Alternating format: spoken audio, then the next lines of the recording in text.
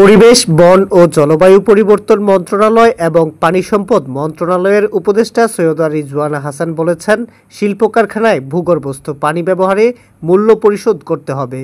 এছাড়াও জলাধার ও নদী দূষণ নিয়ন্ত্রণ এবং শিল্প কারখানায় ব্যবহৃত পানি রিইউজ করতে এই ব্যবস্থা নিচ্ছে সরকার। শনিবার 24 মে সন্ধ্যায় গাজীপুর সদরের পিটিআই মিলনায়তন হলরুমে নদী ও জলাভূমি সিম্পোজিয়াম আনুষ্ঠানিক সম্মেলন 2025-এ যোগ দিয়ে প্রধান অতিথির বক্তব্যে এসব কথা বলেন উপদেষ্টা রিজওয়ানা হাসান। উপদেষ্টা রিজওয়ানা আরও বলেন, আমরা ঢাকার 4টি নদী দখলমুক্ত করার চুক্তি করে কর্মপরিকল্পনা দিয়ে যাব, কারণ এগুলো আমাদের সময়ের মধ্যে আমরা করতে পারবো না। তিনি বলেন, আমাদের সময়ের মধ্যেই তুরাগ নদীর পুনরুদ্ধার শুরু হবে। এছাড়া উল্লেখ করে রেজওয়ানা বলেন, গাছা খাল, লবন্দ, পুকুর উদ্ধার ও 8 আগস্টের পর দখল হওয়া ও ঝামেলা কম এমন দখল হওয়া বনভূমি উদ্ধারের কয়েকটি কাজ আমরা আগে শেষ করি। বাংলাদেশ পরিবেশ আন্দোলন বাপা বাংলাদেশের আয়োজনে বাংলাদেশ রিভার ফাউন্ডেশন, নদী পরিব্রাজক ও নদীপক্ষের যৌথভাবে এ আয়োজনে গাজীপুরের জেলা প্রশাসক নাফিসা আরফিনের সভাপতিত্বে অনুষ্ঠানের শুরুতেই নদী নিয়ে তথ্যবহুল প্রবন্ধ উপস্থাপন করেন বাংলাদেশ রিভার ফাউন্ডেশনের চেয়ারম্যান মোহাম্মদ মনির হোসেন। এছাড়া উন্মুক্ত পরামর্শ ও মতামতও প্রকাশ করেন উপস্থিত সুধীজনেরা।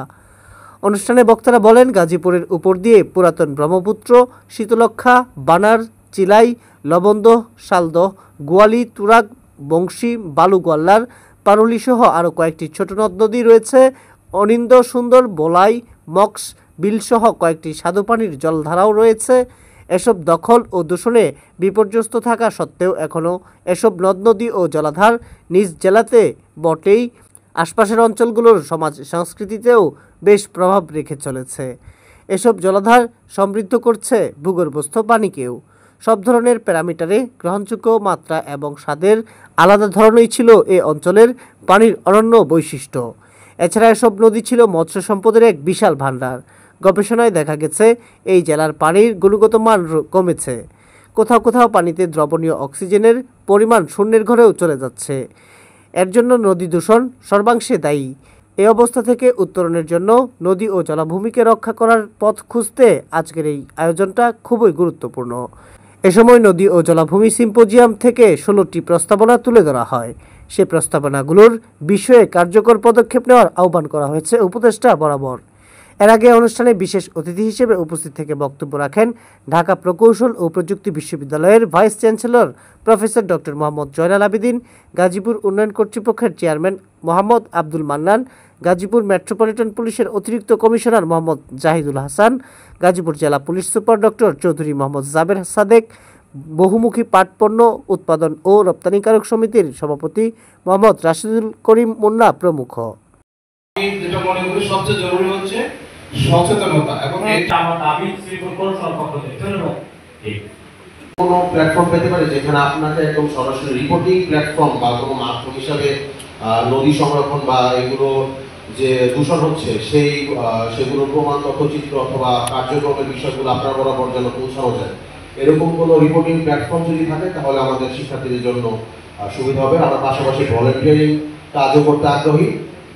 এই বিষয়ে আপনার দৃষ্টি আকর্ষণ করছে, আপনি এই বিষয়টি দেখবেন। ধন্যবাদ।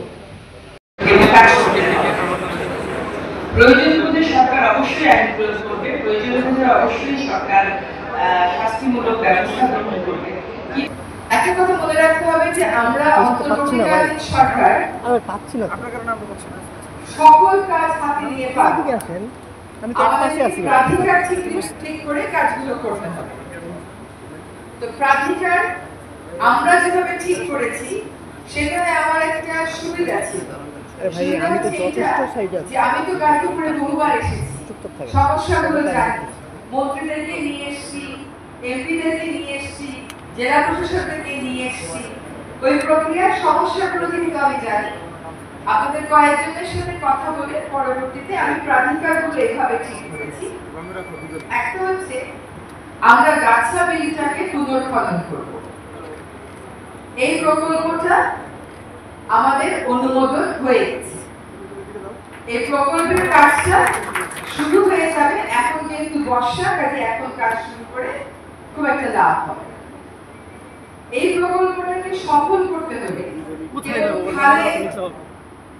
প্রবাহ ফিরিয়ে আনতে হবে না, একই সাথে খালটাকে দুর্গন্ধ মুক্ত করতে হবে। সেজন্য এই খাল কারা দূষণ করছে তারও একটা চূড়ান্ত তালিকা প্রস্তুত হয়ে গেছে।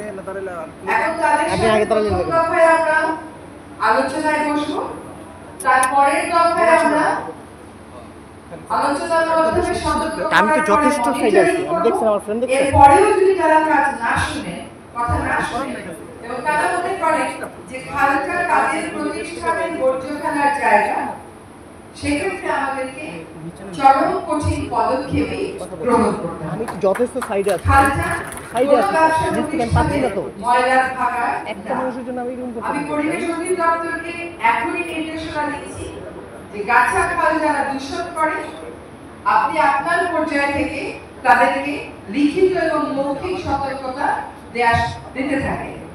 আমরা যখন তাদের সাথে সম্মিলিতভাবে বসবো, আমি পরিবেশের মহাপরিচালককে নির্দেশ দিয়েছি তিনি ঈদের আগেই গাজীপুরে আসবেন, এসে ওই সমস্ত দূষণকারী প্রতিষ্ঠানগুলোর সাথে বসবেন, বসে আমরা যেটা ভেবেছি সেটা তাদেরকে জানিয়ে দেবেন। সেক্ষেত্রে আমার কাছে কর্মসংস্থানের অজুহাত নিয়ে আসা যাবে না, কারণ বহু সময় আপনারা পেয়েছেন, সেই সময়গুলো আপনারা কাজে লাগান।